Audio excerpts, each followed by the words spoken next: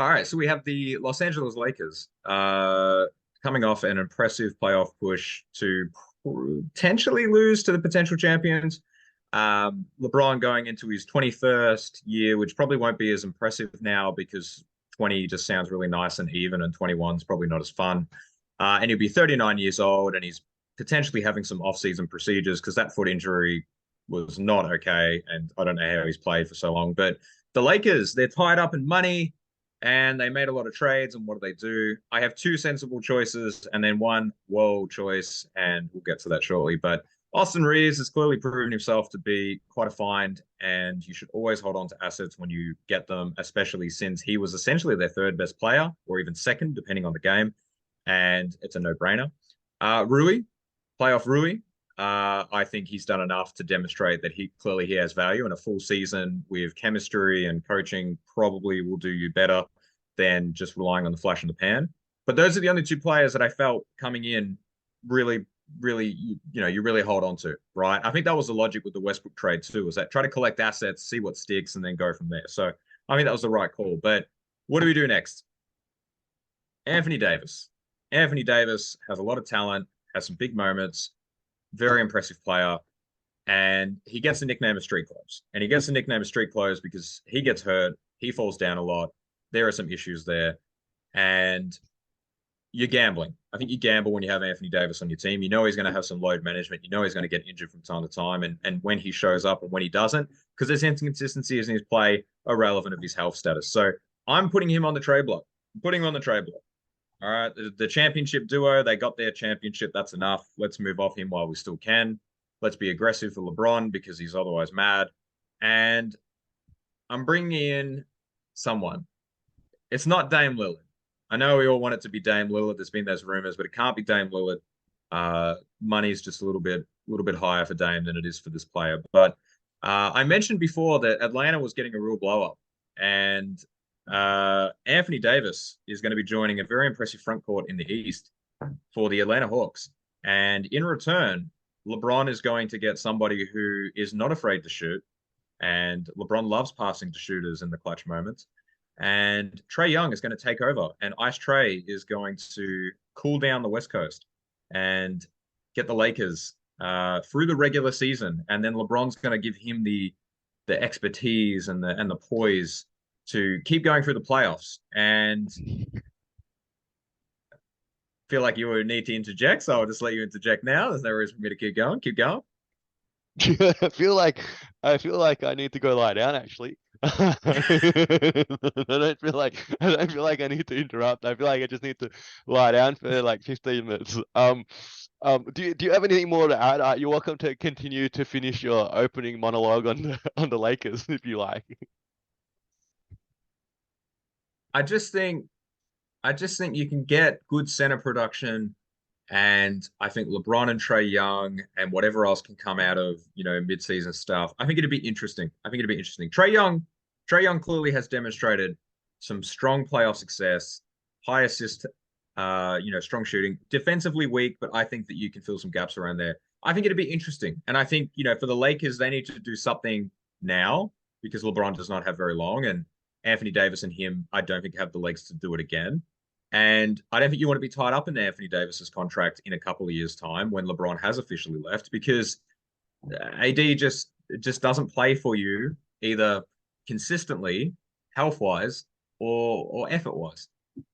Right. So you said you think this could be interesting for the Lakers, but we're not trying to trade for interesting.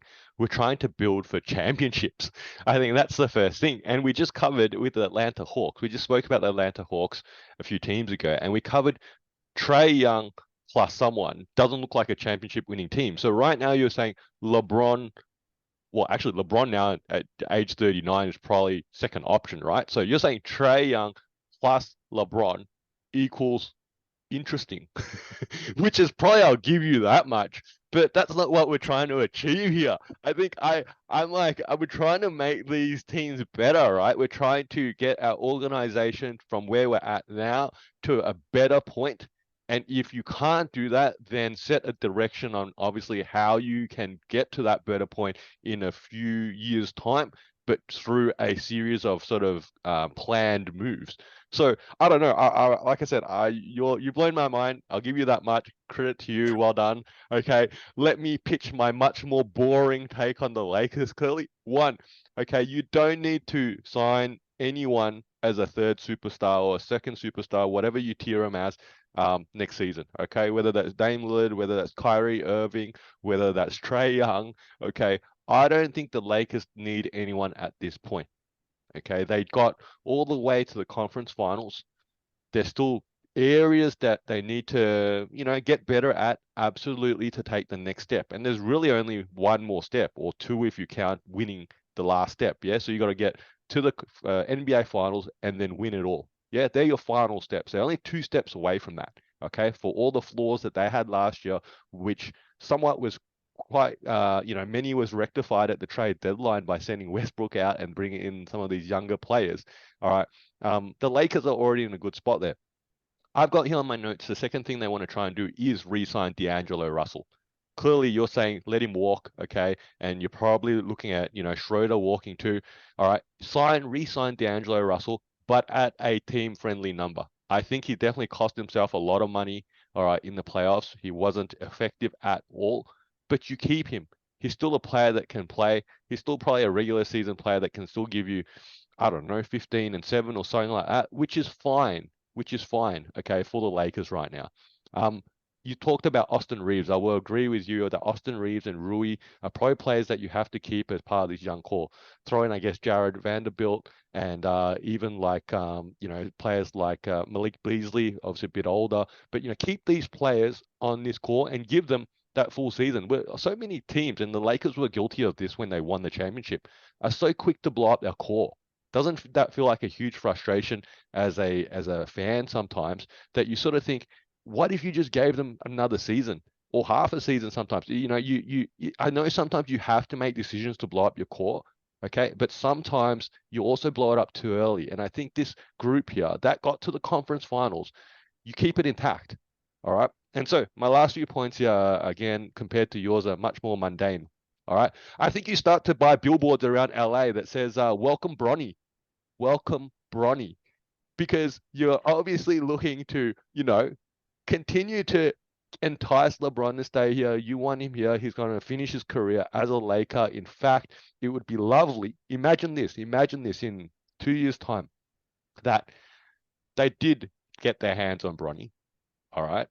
That LeBron now goes, I'm going to play my last season with my son, and he gets his farewell tour. Hey, as a Laker executive right now that I am not, that's a huge coup and a win.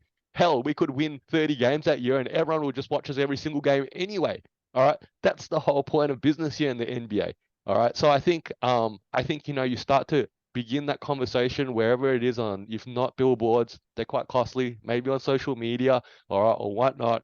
All right. You want to start to tear this narrative that Bronny's coming into town and LeBron and Bronny are going to ride off into the sunset together in the next few years. And hey, look, I think that could definitely be a reality. My last note here is obviously, I think you need to definitely make a tribute video for Kyle Kuzma. This kid feels a little bit, I think, insulted. I don't know. Have you seen his Twitter tweets all year?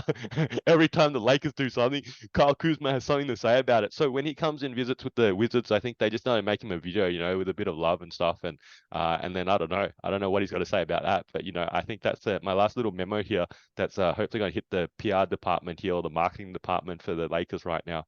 And hey, if we're going to make a trade here, my trade here is nothing like yours, but hey, maybe this definitely gives them a playable center off the bench here. And hey, I've always said Mo Bamba can't play anyway. Mo Bamba, I don't know why he's even in the NBA. Hey, let's make a statement here. Mo Bamba is not in the league in 3 years' time, okay? He's playing in China, okay?